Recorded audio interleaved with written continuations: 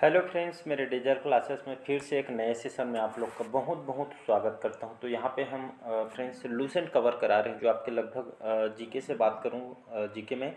तो लूसेंट से आपका जो क्वेश्चन है, यहाँ से लगभग 90% जो क्वेश्चन आपके लूसेंट से क्वेश्चन पूछा जाता है। ये आपको मान के चलिए, कहीं से भी आप पढ़िए, लूसेंट से जो जीके का जो जीके और आपका जीएस जो क्वेश्चन पूछा जाता है, आपके 90% क्वेश्चन आपसे लूसेंट से कवर हो जाएगा। बाकी आपको कहीं से भी आपको पढ़ने की ज़रूरत नहीं। लूसेंट से बुक आप पढ़ लेते हैं तो आपको कहीं से भी आपको पढ़ने की ज़रूरत नहीं। उसको बार बार रिवाइज़ कीजिए। बाकी जितने सारे आप बुक पढ़ेंगे उतना समय आपको बर्बाद होगा।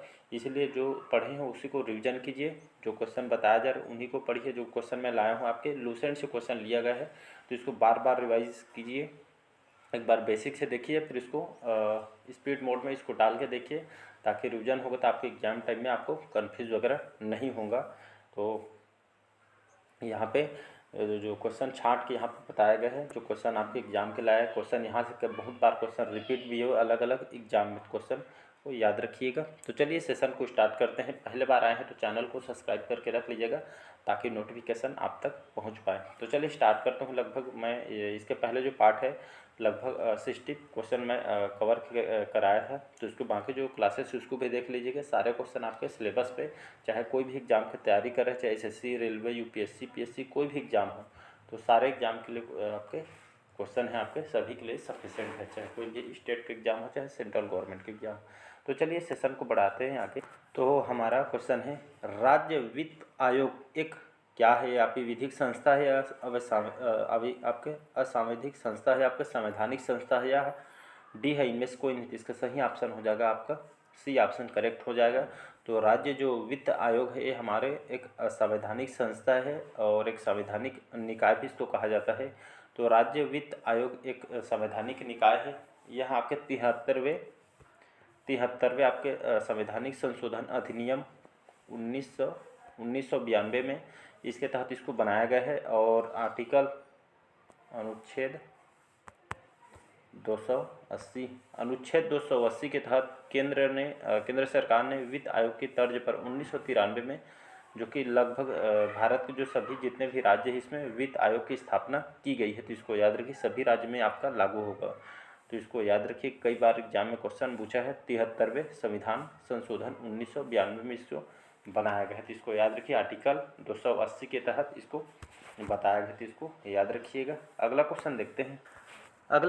यहाँ पे, भारत में स्वतंत्रता के बाद प्रथम आम चुनाव ये आपके कब संपन्न कराया गया? तो यह प्रथम आम चुनाव है, इसको याद रखिएगा। तो भारत में स्वतंत्रता जब हुआ, उसके बाद जो प्रथम आम चुनाव कौन से सन में कराया गया था? तो 1947 में, 1949, 1951 या 1952 में। तो इसका सही ऑप्शन हो जाएगा आपका सन 1951 से लेकर 1952 में, जो कि भारत में आम चुनाव हुआ था। तो इसको याद रखिएगा, ये आम चुनाव आपके कौन से सन में? 51 से 52 में हुआ था। तो यहाँ पे ऑप्शन जो सी डी यहाँ पे दिया गया है, तो ऑप्शन जो भी आपको दिया रहेगा उसके हिसाब से लगाइए। अगर 51 दिया है तो 51 दिया रहेगा, अगर 52 है तो आप 52 लीजिए। दोनों में से सही आंसर है, तो 51-52 में इसको कराया गया। तो इसको याद रखिएगा। तो 1947 में हमारा जो भारत है ये आज़ाद हुआ था।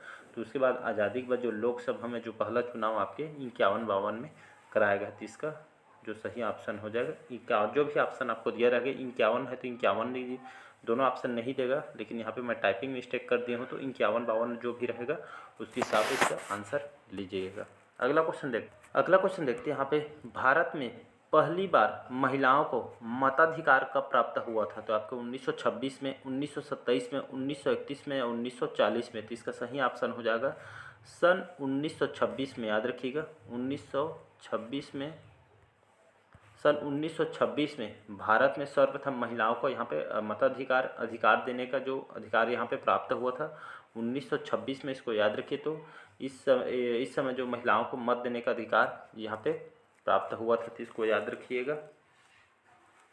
तो जो सन है इसको खास करके इसको याद रखिएगा, क्वेश्चन बहुत इंपॉर्टेंट है। अगला क्वेश्चन देखते हैं। निम्नलिखित में से क्या प्रत्यक्ष लोकतंत्र का उदाहरण है? तो ग्राम सभा, नगर पंचायत, जिला पंचायत या आपका ग्राम पंचायत?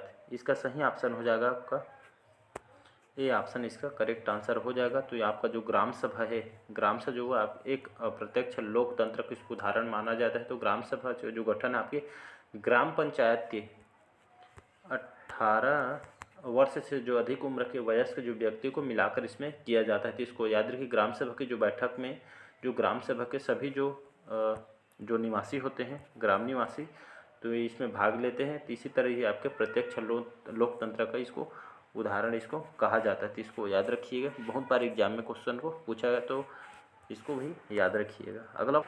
अगला क्वेश्चन देखते हैं, मोस्ट इम्पोर्टेंट क्वेश्चन है, इसको वेरी वेरी इम्पोर्टेंट करके इसको रख लीजिएगा। तो राजस्थान में पंचायती राज व्यवस्था की शुरुआत किस जिले से हुई थी? बहुत बार एग्जाम में क्वेश्चन को पूछा गया है, तो मोस्ट इम्पोर्टेंट क्वेश्चन है। तो आपका जैसलमेर, श्री गंगानगर, उदयपुर या नागौर में? तो इसका सही ऑप्शन हो जाएगा आपका नागौर, इसका सही आंसर हो जाएगा। तो आपके राजस्थान में जो पंचायती राज व्यवस्था की शुरुआत आपके किन से? राजस्थान की जो नागौर जो जिला है यहाँ से स्टार्ट किया गया था। तो उस समय भारत के जो प्रथम तात्कालिक जो प्रधानमंत्री आपके जवाहरलाल जो नेहरू थे, तो इनके जो कि प्रधानमंत्री उस समय जवाहरलाल नेहरू थे, तो इनके द्वारा राजस्थान के आपके नागौर जिले में कौन से सन में? तो 2 अक्टूबर 1959 को यह पंचायती राज व्यवस्था लागू यहाँ पे सर्वप्रथम की गई थी। तो डेट को भी याद रखना है, 2 अक्टूबर 1959 को इस पंचायती राज व्यवस्था को लागू की गई थी। उस समय कौन थे यहाँ के प्रधानमंत्री हमारे भारत के? तो जवाहरलाल नेहरू थे। तीनों को याद रखिएगा। सबसे बार नागौर जिला को याद रखिएगा, राजस्थान के है। 2 अक्टूबर 1959 उस समय कौन थे प्रधानमंत्री? तो जवाहरलाल नेहरू। तीनों में से एक क्वेश्चन डेफिनेटली पूछा जाता है। अगला क्वेश्चन देखते हैं, बैंक दर में परिवर्तन से प्रभावित होता है। तो ये आपके ब्याज दर की कम होती है दर, या आपके निवेश के लिए चुनिंदा उद्योग, या ऋण देने वाले बैंक, या नकदी आरक्षण अनुपात? इसका सही ऑप्शन हो जाएगा आपका, ये ऑप्शन करेक्ट आंसर हो। तो बैंक दर में अगर परिवर्तन से प्रभावित होता है बैंक दर में, तो यहाँ पे ब्याज की जो कम दर यहाँ पे प्रभावित होगी। तो इसको याद रखिएगा। तो यदि बैंक दर में अगर परिवर्तन होता है तो इस पर क्या प्रभाव पड़ेगा? तो इसमें आपका बैंक दर वो दर होती है जिस पर आपका जो रिजर्व बैंक है, RBI बोलते हैं, तो RBI जो कि वाणिज्य बैंक जो RBI के नीचे जो बहुत सारे जो बैंक काम करती है, ये वाणिज्य बैंकों को लेन देता है, और बैंक दर बढ़ने का प्रभाव जो मार्केट में बाज़ार में ब्याज दर पर असर पड़ता है। जिसको याद रखिएगा। इसका जो हेडक्वार्टर आपके मुंबई महाराष्ट्र में इसका हेडक्वार्टर है। 1 अप्रैल 1935 रिजर्व बैंक ऑफ इंडिया का फुल फॉर्म है। तो इसकी स्थापना 1 अप्रैल 1935 को किया गया है। आपके SI छत्तीसगढ़ SI में क्वेश्चन को पूछा गया है, तो इसको भी याद रखिएगा। अगला क्वेश्चन देखते हैं, मुंबई स्टॉक एक्सचेंज का जो शेयर मूल्य सूचकांक है, डॉलेक्स, सेंसेक्स, CNP, निफ्टी 50, या इनमें से कोई नहीं? तो इसका सही ऑप्शन हो जाएगा आपका C ऑप्शन करेक्ट हो जाएगा। तो मुंबई स्टॉक एक्सचेंज का जो शेयर मूल्य सूचकांक आपका एसेंड जो PCNX है, निफ्टी 50, इसका सही आंसर हो जाएगा। अगला क्वेश्चन देखते हैं। यहाँ पे बहुत बार क्वेश्चन को रिपीट भी किया है, कौन सा बैंक है जो कृषि और ग्रामीण वित्त की आवश्यकता पर सीमित होता है? तो RBI, SBI, नाबार्ड बैंक, या आपके IFC बैंक? तो इसका सही ऑप्शन हो जाएगा नाबार्ड बैंक। नाम को सुने होंगे। तो आपका जो नाबार्ड बैंक है आपके कृषि और ग्रामीण वित्त की आवश्यकता पर आपका सीमित है। मतलब कहने का मतलब है, जो नाबार्ड बैंक है आपकी कृषि विभाग और जो ग्रामीण में जो रहते हैं उन लोगों के लिए काम करती है। नाबार्ड मतलब जितने भी ग्रामीण अंचल में कृषि विभाग में जो काम करते हैं उन लोग के मतलब जो पैसा खर्च करती है, वित्त जो जितने भी पैसा आवश्यकता होती है, नाबार्ड के द्वारा इस कार्यक्रम को चलाया जाता है। नाबार्ड की जो बात करें, इसका जो फुल फॉर्म होता है आपका national bank for agriculture and rural development, इसका फुल फॉर्म होता है। इसकी जो स्थापना की बात करूँ, इसकी स्थापना कब किया है? तो आपका 12 जुलाई 1982 में इसकी स्थापना है। मतलब इसका 1982 मतलब लगभग 40 साल हो गए इसकी स्थापना को। तो ये आपके एग्रीकल्चर पे काम करती है, इसको याद रखिए, ग्रामीण विभाग में, तो इसको याद रखिएगा।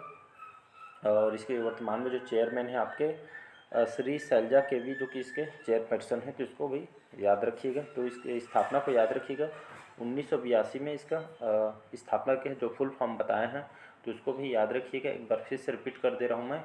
तो इसका जो फुल फॉर्म होता है आपका नाबार्ड का, national bank for agriculture and rural development, ये नाबार्ड का फुल फॉर्म है। स्थापना पूछे तो 1982 में स्थापना की है आपका कृषि और ग्रामीण विभाग में आपका क्या पे मतलब ग्रामीण अंचल के लिए ये काम करती है, हित के लिए। अगला क्वेश्चन देखते हैं, निम्नलिखित में से भारत के किस भूतापीय ऊर्जा स्रोत नहीं पाए गए हैं?